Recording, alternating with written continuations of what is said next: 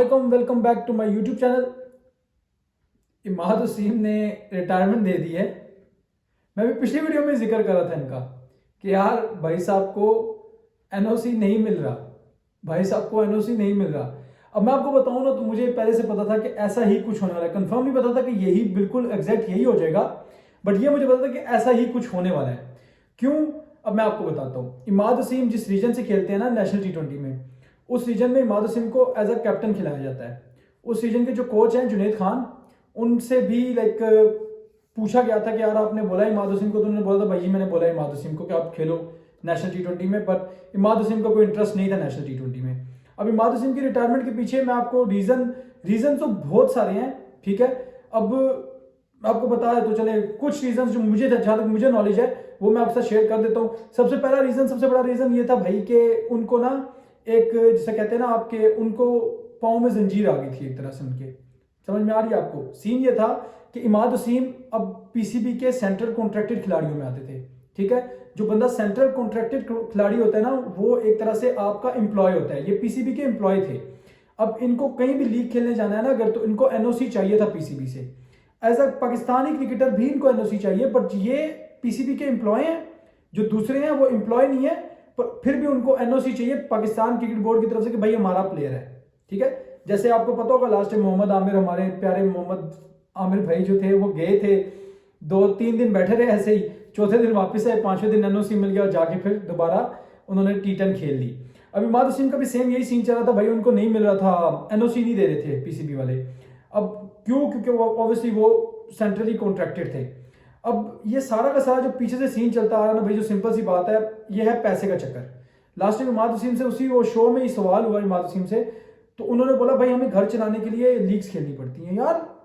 उनसे पहले मैं आपको पूरा बताता हूँ। उनसे क्वेश्चन ये किया गया कि भाई जो पाकिस्तान के डोमेस्टिक क्रिकेटर्स हैं, जो डोमेस्टिक खेलते हैं, उनको कितना पैसा मिलता है, वो साल में कितना पैसा कमाते हैं। इमाद वसीम और आमिर जो है ना, ये बहुत सियाने हैं, तारा जितने हैं ये, जो भाई बहुत चलाक हैं।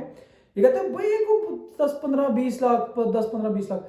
फिर आए अब्दुल रज़ाक निकल के। अब्दुल रज़ाक ने बोला भाई पिछले सालों में 25-25 लाख रुपया लड़के कमाते रहे हैं, ठीक है। 25-25 लाख रुपया साल का कमा रहे थे लड़के, ठीक है। प्लस मैच फीस और ये वो अलग चीजें होती हैं।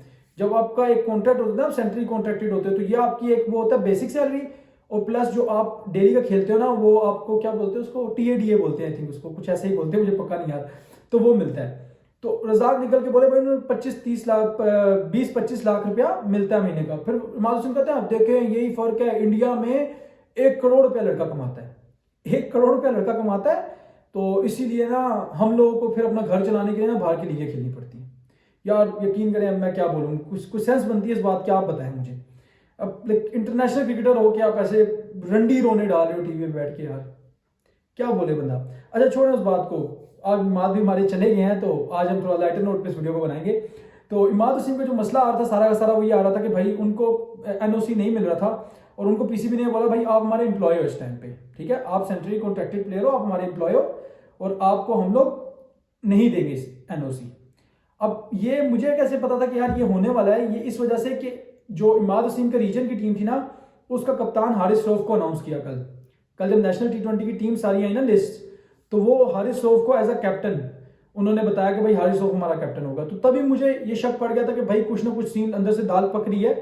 मैं सिर्फ इंतजार कर रहा था कि पक्के बाहर निकला है। आज पक्के बाहर निकले, आपको मैंने बता दिया। मैंने कल भी हालांकि आप लोगों को बताया था इसको एनओसी नहीं मिल रहा, ठीक है, बट कल मैंने मुनासिब नहीं समझा कि यार मैं ऐसे एक बात कर दूं। अब आज कंफर्म हो के आ गया, तो देख लिया आप लोगों ने, इमाद वसीम भाई हमारे चले गए इंटरनेशनल क्रिकेट से। अब काफी लोग, मैंने ना काफी डिफरेंट लोगों के डिफरेंट रिएक्शन इस पे लिए हैं। कुछ लोग तो ऐसे हैं जो ऑब्वियसली मैं क्या बोलूं उनको, कुछ लोग ऐसे हैं जो बोल रहे हैं भाई बाबर ने साथ गलत कर दिया, बाबर ने ये कर दिया, बाबर ने वो कर दिया। भाई मैं पहले भी आपको बता चुका हूँ, बार बार एक ही बात बताना मुझे भी नहीं मुनासिब लगता। आप देखें, मैं 2017 से इमाद वसीम की आपको परफॉर्मेंसेस बता देता हूँ। 2017 के बाद से इमाद वसीम की क्या परफॉर्मेंसेस है। इमाद वसीम ने चैंपियंस ट्रॉफी में 2 विकेटें ली हुई है, टोटल 29 स्कोर की है। 2019 के वर्ल्ड कप में एक मैच इन्होंने जितवाया, फुली नहीं जितवाया था, अफगानिस्तान वाला बनाया था, साथ वहाब रियाज ने खड़े होकर उस मैच को फिनिश किया था, साथ साथ इन्होंने भी खड़े हुए थे। मैं ये नहीं कह रहा, मैं इनसे क्रेडिट नहीं ले रहा, इन्होंने एक तरह से जितवाया ही था, पर प्रॉपरली नहीं जितवाया था, ठीक है। जिसे कहते हैं ना वन हैंडेडली जितवाना, वैसा नहीं जितवाया था। जो आज टीवी पे बैठ के बहुत बड़े बन रहे होते हैं ना, वैसा कुछ भी नहीं था। उधर भी इनकी टोटल 4 विकेट्स थी 162 रन से 2019 के वर्ल्ड कप में। उसके बाद 2019 के वर्ल्ड कप में 2 विकेट्स थी, सॉरी 2 थी, 2021 के वर्ल्ड कप में 4 थी। तो जब ये सारे कह रहे हैं ना कि बाबर ने इसको निकाल दिया, ये कर दिया, वो कर दिया, बाबर ने इसको ओडीआई से निकाला था, नूर, मैं मानता हूँ, ठीक है। बाबर ने 2021 के वर्ल्ड कप तक तो उसको चांस दिया ना, T20 में चांस दिया ना। अब 19 के बाद से लेके आप मुझे बता दें 2023-24 तक कुछ लोग ये कह रहे हैं बाबर ने इसको बाहर निकलवाया, इतना बड़ा टूर्नामेंट पाकिस्तान हार गई, इस वजह से वो डिसहार्ट होकर रिटायरमेंट दे रहा है। भाई ऐसा कुछ भी नहीं है, टोटल पैसे का चक्कर है। अगर तो ये सीन होता ना तो इमाद वसीम को चाहिए था जाके नेशनल T20 खेलता, पाकिस्तान कप खेलता, कायद आजम ट्रॉफी खेलता, अपनी टेस्ट स्क्वाड में भी जगह बना लेता। इमाद वसीम से बातें छुपी हुई तो नहीं थी ना। अब जो दूसरा रीजन मुझे जहां तक के वो है ना, दूसरा रीजन ये भी था कि इमाद वसीम को ख्वाब दिखाए गए थे कि उनको कप्तान बनाया जाएगा T20 फॉर्मेट में, ठीक है। ये मुझे पता है, ये मैं अंदाजा लगा रहा हूँ एक तरह से, सही है। ये मेरा अंदाजा ये कहता है कि इमाद वसीम को ख्वाब दिखाए गए थे कि आपको कप्तान बनाएंगे हम T20 का। तभी वो टीवी शो में खड़े होकर बोले थे भाई मैं कप्तान बनूंगा, मैं आमिर की रिटायरमेंट वापस कराऊंगा, मैं ये कर दूंगा, मैं वो कर दूंगा। वो तभी अल्लाह की लाठी पे आवाज होती है, अल्लाह ने पकड़ लिया, चल भाई निकल यहाँ से। तो वही बात है, अब सिर्फ ये समझ रहे हैं अपने आप को बहुत बड़ी तोप समझ रहे हैं कि यार मैंने रिटायरमेंट दे दिया, अब मैं जिस भी लीग में जाऊंगा मुझे बहुत। भाई एक चीज अब मेरी याद रखिएगा, जो इंटरनेशनल खिलाड़ी होते हैं ना, कोई भी इंटरनेशनल खिलाड़ी, अब आप लोग मैं एक एग्जाम्पल देता हूँ, जैसे इमाद वसीम, ठीक है, और नवाज, ये 2 प्लेयर्स हैं।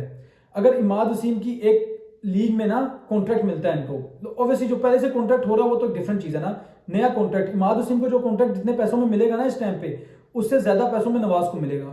क्यों? क्योंकि वो अपनी इंटरनेशनल टीम के साथ घूमते फिरते रहते हैं। बेशक नवाज की परफॉर्मेंसेस नहीं है, इमाद वसीम T20 का रेगुलर पार्ट थे भाई। आखिरी 8 T20 पाकिस्तान की तरफ से इमाद वसीम ने खेले थे।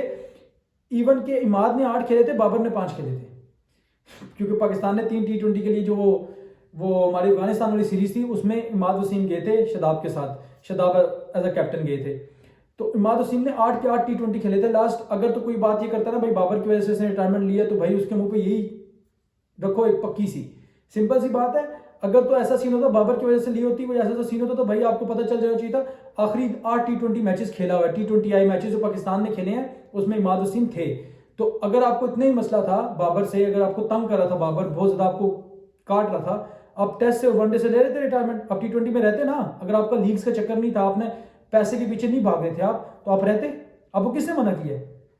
सिंपल सी बात है। सारे के सारे जो है ना, ये आजकल ये जो डड्डू है ना, बरसाती डड्डू, ये बाबर के पीछे भौंक रहे होते हैं, ये जो ये जुए की जो ये वेबसाइट्स को, जुए के अड्डों को जो प्रमोट कर रहे हैं ना, ये सारे के सारे, इन सब का एंड ऐसा ही होना है इंशाल्लाह। अल्लाह की ज़ात देख रही है ऊपर बैठ के। मैं आपसे मिलूंगा नेक्स्ट वीडियो में।